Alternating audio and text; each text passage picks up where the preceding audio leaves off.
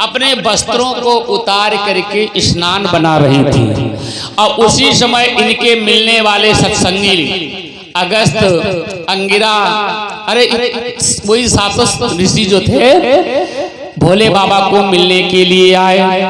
मैया स्नान बना रही थी और जब घर हो तो कोई आवाज दे, हैं ये तो शमशानवासी पर्वतवासी सब लोग घुस के आए आश्रम के अंदर।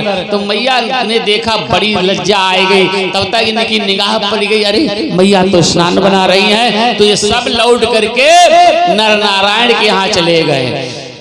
स्नान करके जब मैया आई वस्त्र पहन करके कहने लगे, भोले बाबा संसार को तुमने सब कुछ दिया, लेकिन हमारे लिए शरीर छुपाने के लिए ऐसी जगह नहीं तुमने बनाई है जो अपना कहीं पर शरीर छुपा सकूं। कितनी बड़ी बेइज्जती की बात हुई। देखो कितने बड़े बड़े संत ऋषि महात्मा लोग आए, सारी मर्यादा तंग हो गई।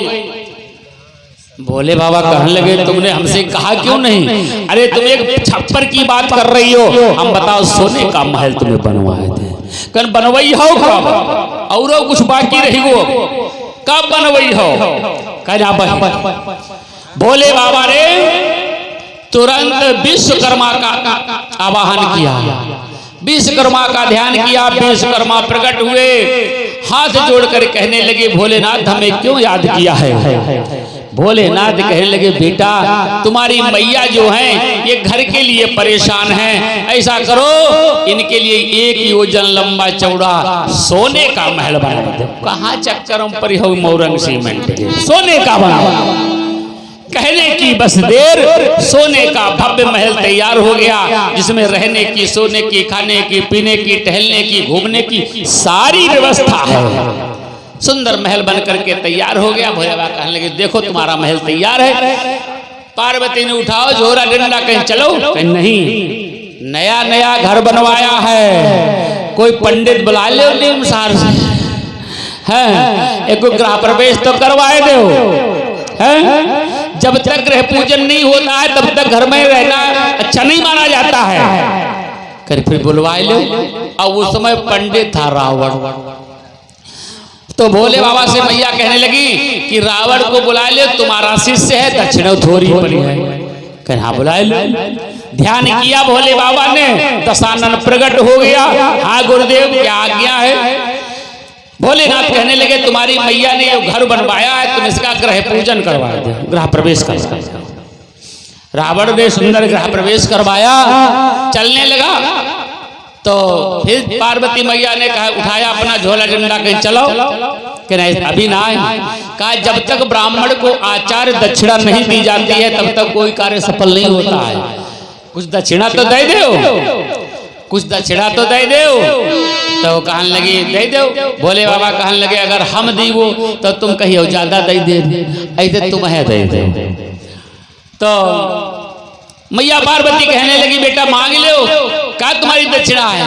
हाथ जोड़ करके दशानन कहने लगा, मैया हमारे पास कोई कमी नहीं है, तुम्हारी कृपा से हमारे पास कोई कमी नहीं है, लेकिन अम्मा ऐसो घर ना आई है, ये घर हमका दे दो। अब पार्वती सोच रहे कि भोले बाबा कहने लगे लाई जा, लाई जा। उसने लगाया हाथ और उठा लिया। कैलाश पहाड़ उठाने वाला रावण वे का घर उठावत कितनी देर उठा लिया, लेकर के चला। मैया बहुत रुष्ट हो गई, कहीं जाओ लई चलो, अगर यही का हमने फुकवा न डारो तो हमारो ना पार्वती है। रावण कहने लगे, अम्मा जौन तुम मनमा सोचती हो। रावण जो था बहुत बड़ा विद्वान था, बहुत बड़ा ज्योतिषी था, वो मेरे मन में है। हम इसे ऐसी जगह पर रखूंगा जहां पर चारों तरफ से जल ही जल होगा, और जब आग लगी हम पर बुझाएंगे, लेकिन छोड़ेंगे नहीं। और ले जाकर के कहां पहुंचा? गिरी त्रिकूट पर बस लंका,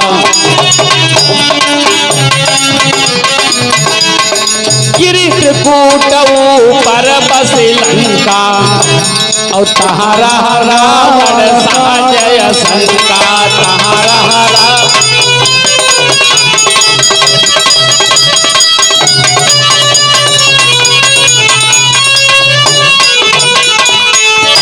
भगवत प्रेमियों, त्रिकूट पहाड़ पर जाकर के उसने वो घर रख लिया। त्रिकूट जानते हो, जैसे कि 3 चोटियां थी ऊंची ऊंची, उस पे रख दिया। चारों तरफ समुद्र है।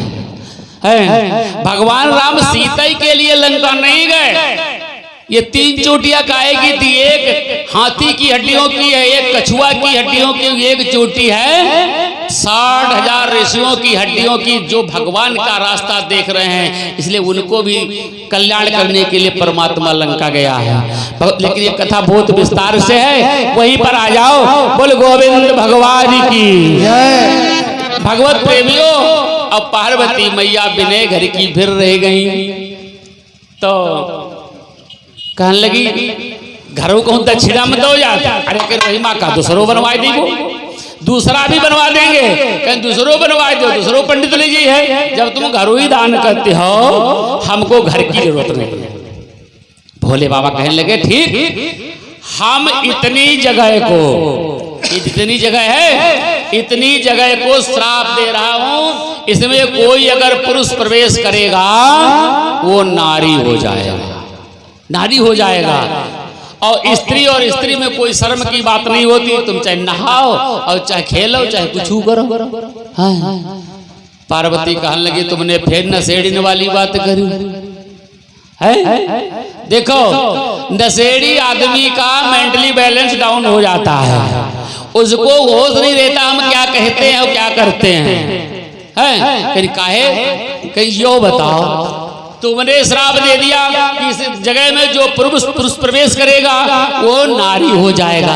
अब जो बताओ तुम्हारो सत्संग यहाँ कैसे हुई, तुम्हारे जो सत्संगी है वहाँ कैसे पहुंचे है। भोले बाबा कहने लगे यहाँ तक गलती हुई गई, कर भी छोड़ो यह जगह।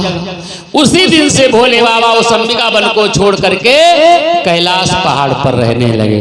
बोल शंकर भगवान की जय। भगवत प्रेमियों, अब इधर वो राजा जो था वो रानी बन गया। अब नौकर बेचारे वो नौकरानी बन गए। तो वो तो उसी आश्रम में अब फल फ्रूट खाने लगे। अब ये तो है राजा, रानी बन गए तो का स्वभाव तो वही है। अब ये बाहर निकले तो बाहर चंद्रमा के बेटा बुध, जो तारा वाले, तारा से जो पैदा हुआ था बुध। भगवत प्रेमियों, बुद्ध महाराज की कुटिया है। और चंद्रमा कितना सुंदर है, बेटा भी सुंदर तो होगा ही है। और जहां पर सुंदरता होती है भगवत प्रेमियों, वहां पर दया उत्पन्न हो जाती है, उत्पन्न हो जाती है। कहाँ उत्पन्न भाई? रामायण में देखो उदाहरण आया है। जिस समय सुपर्णखा की नाक कटी, सुपर्णखा की नाक कटी और सुपर्णखा खरदूषण के पास गई। खरदूषण के पास गई, भाइयों से कहने लगी देखो वो 2 तपस्वियों ने हमारी नाक काट ली, कान काट लिए।